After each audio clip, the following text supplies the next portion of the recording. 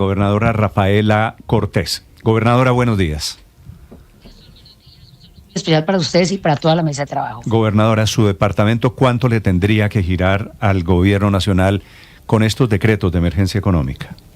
Mira, Néstor, estamos tan angustiados porque hemos crecido desafortunadamente en el contrabando y con estas medidas del gobierno nacional lo que hace es que estos grupos ilegales que vienen, por supuesto, lavando activos con el contrabando, pues cada vez se sientan más fortalecidos y nosotros los departamentos que subsistimos bajo esas rentas, pues vayan de declive, por supuesto, y eso afecta la salud, la educación y el deporte.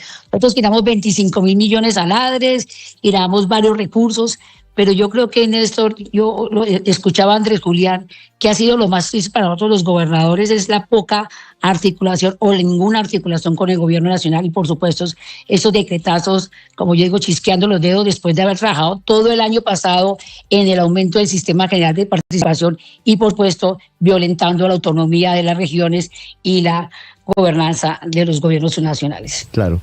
Gobernadora, hagamos cuentas desde el Meta y ya le voy a preguntar por la situación global de los departamentos.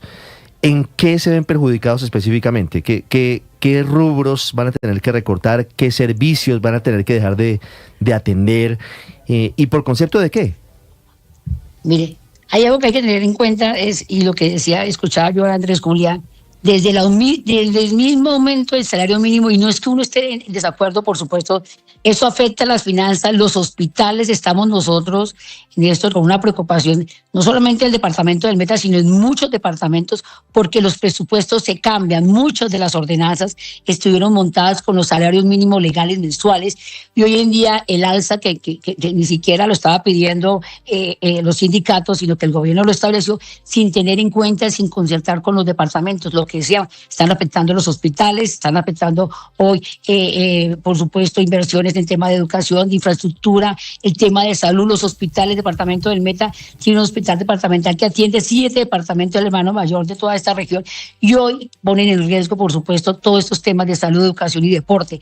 ¿Qué es lo que queremos? Y yo le escuchaba a Andrés Julián, yo sí voy a ir el lunes, yo soy una mujer que a pesar de que ayer con los gobernadores tomaban la decisión de tomar acciones legales y empezar a mirar y buscar la sesión de inconstitucionalidad, estamos mirando cómo nos estamos también con el gobierno, hacemos el tema y yo sí espero que el lunes con el ministro podamos avanzar. Sé que la Corte Constitucional en su debida pero forma... usted viene, gobernadora, usted viene a la reunión entonces con el ministro de Hacienda. Yo sí vengo a la reunión. Ok. Eso va a ser muy importante. Lunes 8M. Gobernadora, le hago una pregunta final. Señor. ¿Usted tiene alguna pista, alguna salida diferente a que el gobierno derogue ese decreto? La Corte, o sea, vamos a pedir audiencia en la Corte que lo lidera Andrés Julián, es una audiencia que se está pidiendo para que se escuchen a los gobernadores. También se está planteando, estamos revisando el tema de la excepción de inconstitucionalidad, que es una ley, un decreto que es violatorio, por supuesto, y nos corresponde como gobernadores sacar a defender nuestros habitantes de cada departamento. Y estamos mirando con los jurídicos qué acciones más podemos interponer. Y en eso sí hago un llamado muy especial, Néstor, de respeto a los gobernantes. Nosotros fuimos elegidos por voto popular y nos corresponde, por supuesto, como la Constitución lo dice, defender los derechos fundamentales de los habitantes de nuestros departamentos. Gobernadora, gracias por acompañarnos esta mañana, muy amable, le deseo un feliz día. Néstor, gracias. Un abrazo y bendiciones. Chao. Para todos. Los gobernadores en Mañanas Blue. Andrés Julián Rendón, gobernador, buenos días.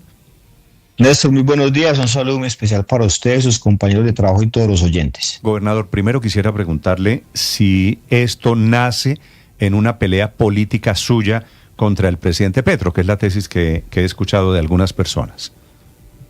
No, Néstor, incluso le voy a contar una infidencia de cómo nació esto. Yo estaba, en esta semana he estado tratando de entender muy bien la afectación que implicaría para la gobernación de Antioquia no solo el subir el salario mínimo en 5 veces la inflación causada, sino los decretos de finales de año de emergencia económica. Y en esa discusión, donde encontramos que la afectación podría ser superior al 1.500.000 millones para el departamento de ambos decretazos, pues Eugenio Prieto, que es nuestro director de planeación, ex senador de la República y un buen amigo del doctor Riveros, nos dijo, hombre, el doctor Riveros tiene una posición muy importante porque ha escuchado lo que hemos expuesto nosotros, y es invocar esa posibilidad de la excepción de inconstitucionalidad. Y entonces, hablando con el doctor Riveros, nosotros decidimos exponer precisamente esa causa, esa posibilidad tan potente que teníamos los gobernadores para defender no solo los intereses de los departamentos apegados a la Constitución, sino para reencauzar esta discusión dentro del ordenamiento jurídico. Esta es una figura que nos contaba ayer el doctor Riveros, que existe en Colombia desde hace más de un siglo. Y a eso fue que nos apegamos nosotros, a la misma Constitución. Gobernador, por ahí fue que arrancamos nosotros. La cifra de 700 mil millones de pesos que usted le tendría que girar al gobierno nacional, ¿cómo es? ¿De dónde sale? Esa cifra sale por cuenta del esfuerzo que tiene que hacer la fábrica de licores de Antioquia para girarle a la nación con un mantenimiento de las ventas en términos reales respecto al mismo que fue causado en el año inmediatamente anterior al gobierno nacional, por concepto de hipoconsumo y por concepto de IVA. Es que no se nos olvide que aquí la afectación no solamente es en el hipoconsumo, que es un tributo, como lo decía recientemente el doctor Rivero, cedido de la nación vía Constitución y ley a los departamentos, sino también a través del IVA. Entonces, la fábrica de licores el año anterior vendió 2.100.000.000.000. Este año tendría que vender más de 2.800.000.000 para poder honrar las obligaciones que están establecidas en las disposiciones de emergencia económica al gobierno nacional. Hay sendos estudios económicos que han encontrado que por cada punto porcentual que usted aumente en el precio, en este caso los licores, pero también opera para los cigarrillos, etcétera, se reducen la misma magnitud las ventas. Es decir, hay una gran sensibilidad del precio a la demanda.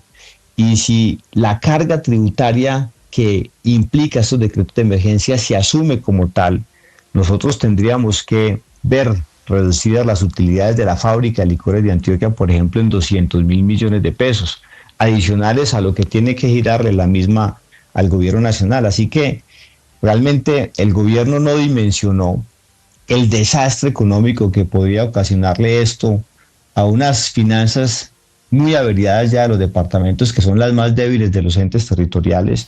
Y por eso nosotros, una vez conocimos de esta figura, decidimos invocarla porque nos parecía absolutamente pertinente. Gobernador, usted nos dice que además de lo que implica el recaudo del impuesto o de los impuestos que crea el gobierno, se verían afectadas las finanzas de la muy importante FLA de la fábrica de licores de Antioquia en 200.000 millones de pesos. ¿Eso en qué se traduce en perjuicio para los antioqueños? Pues que nosotros vamos a tener que dejar a mitad de camino muchas obras, la posibilidad de conquistar muchas metas. Nosotros, por ejemplo, argumentábamos comenzando esta semana cómo, de cuenta del alza del salario mínimo 5 veces la inflación causada, nos va a tocar dejar sin el sueño de vivienda a más de 12.000 familias, nos va a tener que reducirle el alcance a contratos de obra ya en curso, y ni se diga de esto, que tendría, por supuesto, que hacerse, que ajustar el departamento en distintos sectores como la educación y la salud. Que además aquí hay un punto muy importante para destacar, es que estas rentas propias de la explotación del monopolio en distintos sectores financian el tren o los esfuerzos que hacen las regiones en materia de salud y educación, y el gobierno los está destinando, le está usurpando esos recursos a las regiones para cuadrar su caja, para cuadrar la caja que no ha tenido cómo manejar de cuenta el empleo militante. Entonces, ¿por qué ese afán usurpador de Petro de arrebatarle recursos a las regiones, autonomía a las regiones? Petro se ha dedicado a eso, a usurparle competencias al Congreso, porque aquí además lo que no le aprobó el Congreso lo quiso pasar por decreto. Le quitó la posibilidad de autonomía administrativa a la Universidad de Antioquia, se la quitó a Sabia Salud, se la quitó a Confenalco. Y yo creo que lo que ayer registramos en la cumbre de gobernadores es un hastío, un cansancio ya con esa disposición casi dictatorial del gobierno nacional de querer pasar por encima de todas las instituciones y de todo el mundo. Gobernador, yo voy a insistir en un tema sobre en la práctica si pueden ustedes aplicar esta oposición a esta medida tributaria. Se lo pregunté al gobernador de Boyacá y me dijo, no, pregúntele mejor al de Antioquia, que él sabe bien cómo funciona este tema. En la práctica, ¿cómo se pueden ustedes oponer a no recaudar esta plata? ¿En qué momento terminaron las gobernaciones o las licoreras, no sé, recaudando impuesto al consumo e IVA como para poder oponerse y decir no vamos a recaudarlo más? Porque es un impuesto que cobra directamente la DIAN, es como una relación directa entre los comercios y la DIAN. No, el impuesto al consumo que se establece sobre los licores es algo donde el sujeto activo del mismo tributo lo ejerce las gobernaciones, lo ejercen los departamentos. Por eso nosotros podríamos estar llegando a una inaplicabilidad parcial, digamos, de los contenidos tributarios de los decretos de emergencia económica asociados sobre todo al hipoconsumo.